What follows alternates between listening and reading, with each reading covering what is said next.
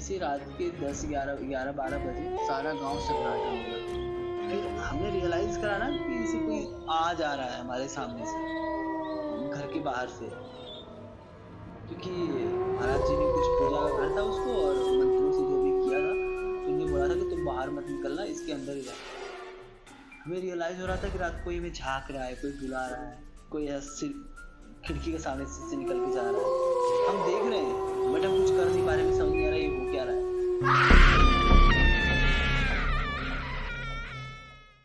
So hello guys, स्वागत है आपका हमारे चैनल ब्रो टॉक पर। आ गया मैं फिर से एक नए स्टोरी के साथ। पिछले इस वीडियो पे आप लोगों ने बहुत प्यार दिया, बहुत सपोर्ट किया, तो हमने सोचा कि चलो आपके लिए कुछ किया जाए।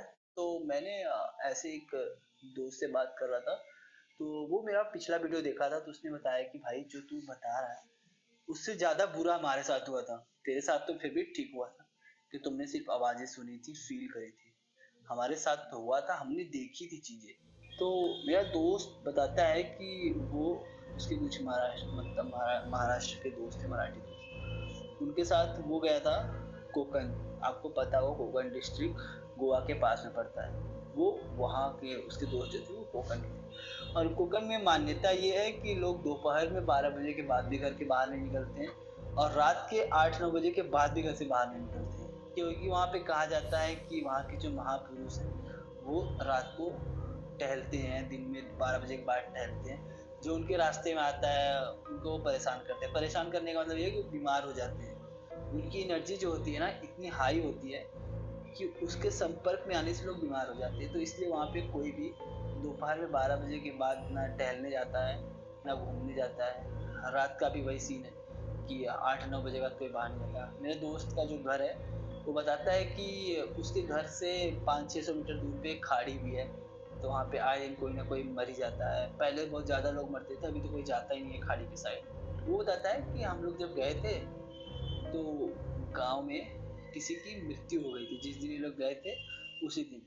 तो घर वालों ने मना किया कि भाई रात को मत जाना कहीं घूमने। कि उसका जो दोस्त था उसने भी बोला कि हाँ भाई रात को नहीं जाते हैं घूमने, बट हम दिन में तो घूमे ही थे। और भी दो दोस्त जो मुंबई से गए थे, तो इनने क्या प्लान किया कि छोड़ो चलो हम लोग घूम के आते हैं, ये लोग ऐसे ही फालतू बकचोदियां करते हैं वो। तो वो लोग पीने के लिए रात को चले गए। रात को इन लोगों ने पिया हुआ चिल किया, फिर दिन में आए, मतलब रात को ही पी के आए और सो गए।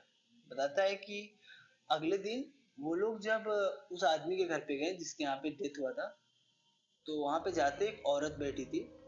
उनने इसको देखा, बहुत ध्यान से देखा। मतलब ऐसा देखते हैं लोग, ऐसे आंखें फाड़ के देखा वो उसकी तरफ। तो मेरा दोस्त बोलता है जब मैं वो औरत मेरी देखी ध्यान से ना, तो मैंने सोचा कि यार हो सकता है कि हम नए हैं, हमें पहचान नहीं रही होगी, तो इसलिए देख रही होगी ध्यान से। लेकिन वो अचानक से औरत इनकी तरफ उठ के दौड़ी मारने के लिए इसको। और वो औरत बुढ़ी सी थी, बट वहां पे कुछ और लोग भी थे जो बचा लेते उस टाइम उसको। तो बोलता है यार ऐसा तो हमारे साथ पहली बार हुआ था, और हमें समझ नहीं आया कि औरत हम पे मार क्यों रही है। हमें लगा कि हो सकता है ये पागल होगी इसलिए ऐसा झपट रही है। तो उसमें से महाराज जी आए जहाँ पे दोस्तों को मेरे बैठाया हुआ था। मेरा दोस्त बोलता है महाराज जी आते हैं और पूछते हैं कि कल रात को तुम लोग कहीं गए थे क्या घूमने, या कहीं बाहर निकले थे। तो इसने बोला कि हाँ गए थे। तो बोला कि शराब ये सब का सेवन तो नहीं किया था। तो इन्होंने बोला कि नहीं नहीं हमने नहीं किया था ये सब। उन्होंने बोला झूठ मत बोलो, अगर किसी का भी डेथ होता है कुछ भी होता है तो मदिरा पान ये सब नहीं करना चाहिए। तो उन्होंने बोला कि हाँ हमने थोड़ी सी करी थी। तो महाराज ने बोला कि इसीलिए वो तुम्हारे पीछे पड़ी है।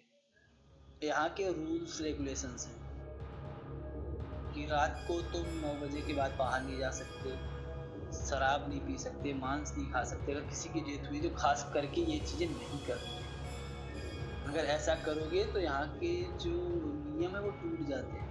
तो यहाँ की जो महापुरुष है वो क्रोधित हो जाते हैं, तो उस आदमी को दंड देते हैं। तुम लोगों ने वही किया है, यहाँ के महान आत्मा को परेशान किया, मतलब उनके नियमों को तोड़ा है। अब तो हम मतलब दोस्त बोलता है कि यार हम लोगों को तो समझ में नहीं आ रहा है कह क्या रहा है, क्या हो रहा है। क्योंकि हम यहाँ से गए थे, हमारे यहाँ दिन रात सब एक जैसा होता है, हमारे लिए सब नॉर्मल होता है। बट ये जो चीजें कह रहा था हमारे समझ में नहीं आ रहा था। हमें लगा था ये पंडित फेंक रहा है, हमें बना रहा है। पर हमें मतलब बताया कि एक काम करो तुम लोग, एक घर था पूजा वाला घर, बोला कि इस घर में तुम लोग को रहना है रात में। रात को तुम लोग घर से बाहर नहीं निकलोगे चाहे जो हो जाए।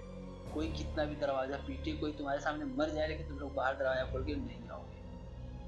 तो हम लोगों ने बोला कि चलो ठीक है, कोई बात नहीं, रह लेंगे यार, बट हम तो चिल करने गए थे, अभी रात को लॉक कर रहे हैं हमें। फिर हम लोग रात को गए, रूम में लॉक हो गए। जैसे रात के 10 11 बजे सारा गांव सन्नाटा हो गया। वहाँ पे नॉर्मल डेज में सब बताते हैं कि जब भी किसी की डेथ होती है तो कुत्ते रात को रोना ही स्टार्ट कर देते हैं। जब जब किसी की डेथ होती है कुत्ते रोते ही रोते हैं। हमें लग रहा है कुत्ता भूखा है इसलिए रो रहा है। फिर हमने रियलाइज करा ना कि जैसे कोई आ जा रहा है हमारे सामने से, घर के बाहर से, क्योंकि महाराज जी ने कुछ पूजा का घर था उसको, और मंत्रियों से जो भी किया था तो उन्होंने बोला था कि तुम बाहर मत निकलना, इसके अंदर ही रहना। हमें रियलाइज हो रहा था कि रात को हमें झांक रहा है, कोई बुला रहा है, कोई ऐसे खिड़की के सामने से निकल के जा रहा है। हम देख रहे हैं बट हम कुछ कर नहीं पा रहे, हमें समझ नहीं आ रहा ये हो क्या रहा है। फिर हम लोग सुबह में दोस्त से पूछा, ऐसा ऐसा सीन था। दोस्त ने बोला कि हाँ, अब तुम लोगों ने किया है, बट तुम लोग कुछ भी हो जाए रात को बाहर मत निकलना। क्योंकि वहां पे ऐसा है कि कोकन में किसी की भी मृत्यु हो जाए, वो 13वें दिन अपने परिवार के किसी एक सदस्य के शरीर में आती है और अपने परिवार से आखिरी विदाई लेने आती है। तो ये लोग 13वें दिन का इंतजार करने लगे कि भाई अब कैसे भी करके 13वें दिन जब वो आत्मा आएगी अंदर, तो हम उनसे बात करेंगे, उनसे पूछेंगे कि इसका क्या किया जाए, कैसे मारा। तो 12 दिन तो कैसे रो धो के निकला। दोस्त बताता है कि रोज रात को ऐसे लगता था कोई हमारे घर के बाहर दरवाजा पीट रहा है, कोई खिड़की के सामने जा रहा है, आ रहा है, कोई रो रहा है बैठ के, कोई बुला रहा है हमें आओ। बहुत सारी लोग दिख रहे हैं, अलग अलग लोग दिख रहे हैं। फिर 13वें दिन ये लोग फिर बाबा के साथ गए और बाबा ने अपना पूरा ऐसा रिचुअल्स किया, जो भी होते हैं क्रियाएं सारी की, और इन्हें बोला कि तुम इसके बाहर मत निकलना, तुम इसमें ही रहना, हम बाकी सारी जो भी रहेगा क्रिया हम शुरू करेंगे।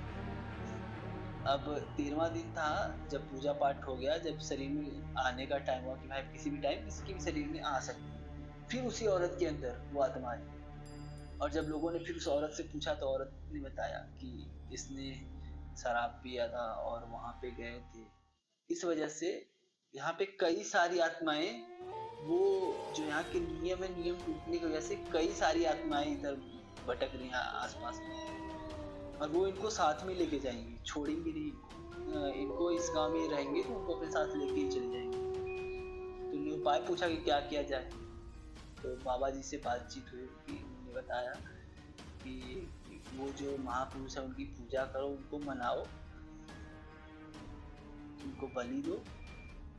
तो फिर इन लोगों ने वहाँ पे बलि दिया उनको, जो महापुरुष थे, और फिर इनको ताबीज देके निकाला गांव से बाहर, और इनको बोला कि दोबारा कभी इस गांव में आना मत, गलती से चाहे जो हो जाए, वरना ये आत्माएं तुम्हें छोड़ेंगी नहीं। और फिर वो लोग वहां से निकल गए।